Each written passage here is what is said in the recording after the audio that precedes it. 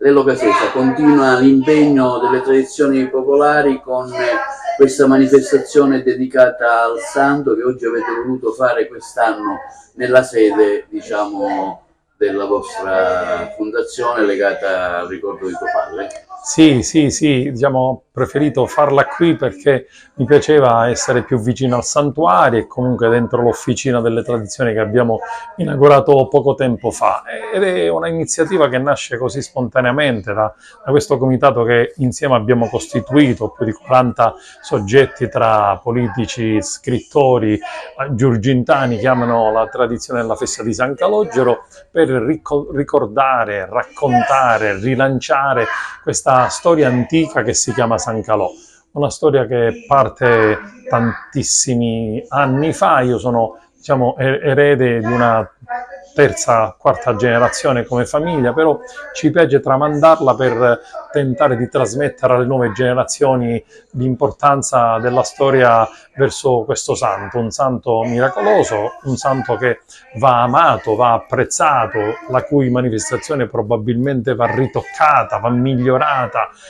Io andrei a recuperare e rilanciare il lancio del pane, che per me è fondamentale nella tradizione antica e genuina, che un po' le autorità civili, sociali della Chiesa hanno un po' soffocato, diciamo chiaramente.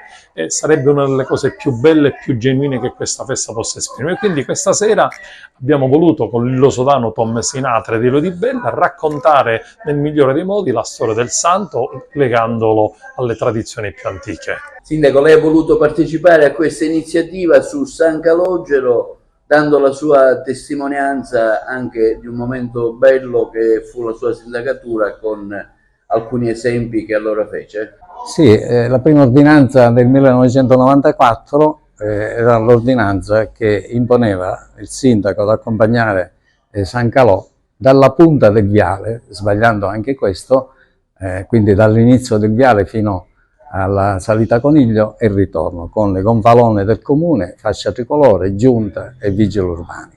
Questo fu il mio primo atto nei confronti di un santo a cui io sono devoto, a cui voglio bene, perché, come diceva Monsignor De Gregorio, tra gli agrigentini e il santo c'è un rapporto di sangue, c'è un rapporto di fraternità, c'è un rapporto di filiale, quasi, e di paternità da parte del santo. La Chiesa è stata negli ultimi anni molto bigotta, oscurantista, ha vietato sto lancio del pane dicendo che c'è spreco, cosa assolutamente falsa, perché i panini, anche se cadono per terra, vengono raccolti, ci si soffia, si bacia e se lo mangia. Quest'anno mio figlio ha deciso: papà, li mettiamo in dei sacchetti con una scritta, questo pane benedetto, si mangia, si lancia, si condivide. Viva San Calò! E quest'anno abbiamo distribuito 60 kg di pane, buttandone solo 4-5 così per devozione, per tradizione. Io sono sempre per il lancio del pane. Che dire di San Calò? È una festa a cui, tra l'altro, nel piano di Agrigento, capitale della cultura, hanno scritto che è una festa bellissima, folcloristica, tradizionale, e c'è anche il lancio del pane. Non c'è più il lancio del pane, bisognava essere anche realisti e dire che la Chiesa lo ha vietato, una cosa che invece io ho saputo una cosa molto bella, che a Campofranco il pane viene lanciato, ma non verso il santo, è il santo che lo lancia verso il popolo, perché Campofranco ai tempi anteguerra ovviamente era un paese povero, poverissimo. Il pane che San Calò prendeva per portarlo ai suoi appestati e al suo popolo di Campofranco, glielo portava, per cui ora si lanciava. È una cosa straordinaria quello che ho sentito proprio in questi giorni da un medico di Campofranco, e continuano a lanciarlo dalla vara, dal cosiddetto fercolo verso il popolo,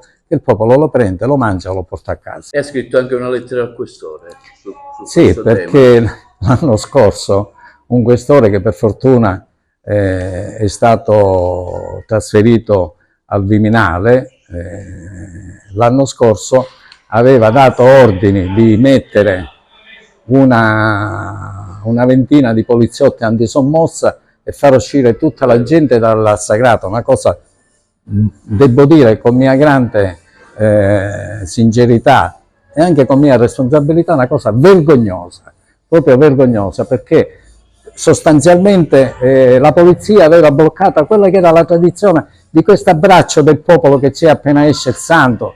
Io quando esce mi emoziono, mi viene da piangere vedendo tutta quella gente.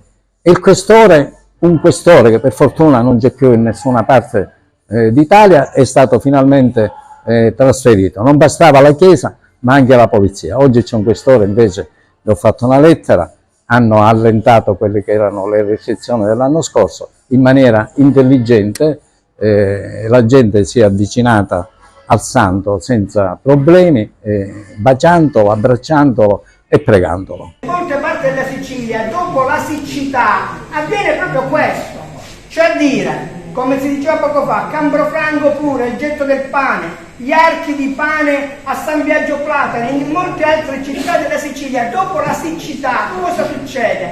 Che torna l'abbondanza di grano, di pane.